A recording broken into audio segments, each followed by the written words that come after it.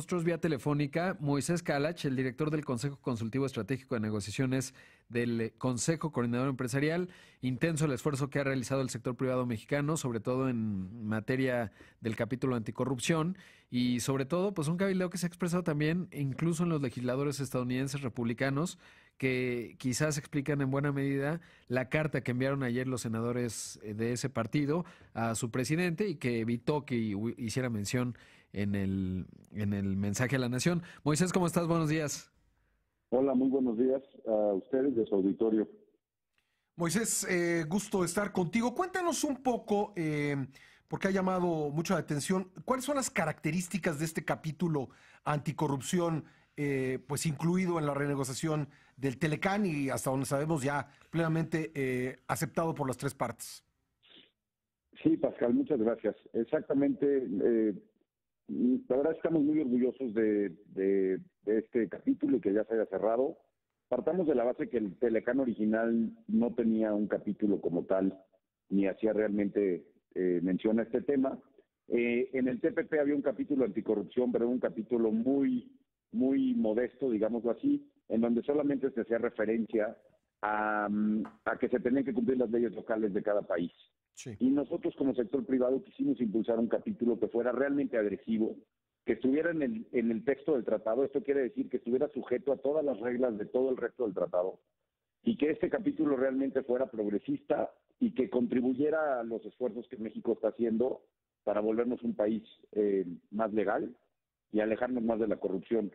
Entonces, este capítulo fue, la verdad, impulsado por el sector privado mexicano, en especial por Juan Pablo Castañón, Pablo González, nuestro coordinador, y el resto del equipo mexicano de trabajo, y se basa en alinear el capítulo anticorrupción en el NAFTA para que esté alineado a lo que vendrá en el Sistema Nacional Anticorrupción en México y el llamado Anti-Corruption Act, principalmente en Estados Unidos.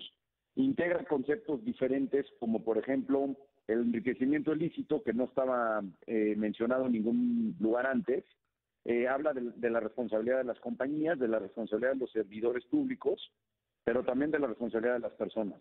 Entonces, cuando una compañía, una persona, haga actos de corrupción que afecten a la competencia o bien afecten a un competidor de él, se podrá llevar, digamos, a una solución de controversias este tema dentro del tratado. Eso quiere decir que la responsabilidad de las empresas que operamos dentro del tratado y de los empresarios y de los gobernantes estará sujeto a estas reglas, pues, digamos, un ingrediente más que da certeza a la forma de operar internacionalmente de nuestras empresas. Por ejemplo, si una empresa siente que un competidor ha incurrido en actos de corrupción, ha buscado ventajas en una relación corrupta con autoridades de alguno de los tres países, ¿qué puede hacer?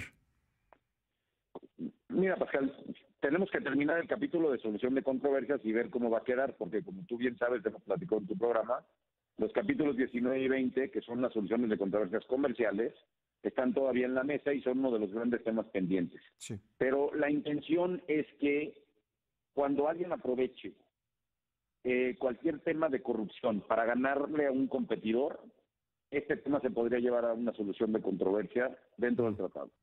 De acuerdo. Y Y que es, generaría un peso legal específico, ¿no? por supuesto. Y además deja piso parejo porque el Departamento de Justicia de los Estados Unidos que condena acciones de corrupción fuera de las fronteras de la Unión Americana, pues hace que muchas empresas transnacionales estén acotadas, mientras que las locales no necesariamente, y eso pues genera una buena atracción para nuestro país. Ahora, Moisés, desde la última vez que hablamos, pues no había concluido, digamos, esta conferencia conjunta en cuanto a la ronda de Montreal, y me llamaba la atención el papel que ha jugado Canadá. Hoy escribía que se ha convertido en esta estrategia de policía bueno y malo. Pues Canadá ha decidido sacar el policía rudo, y esto fue señalado por Robert Lighthizer.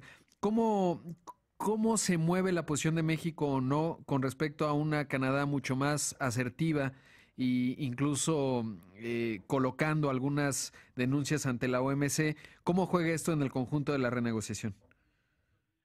Sí, correcto.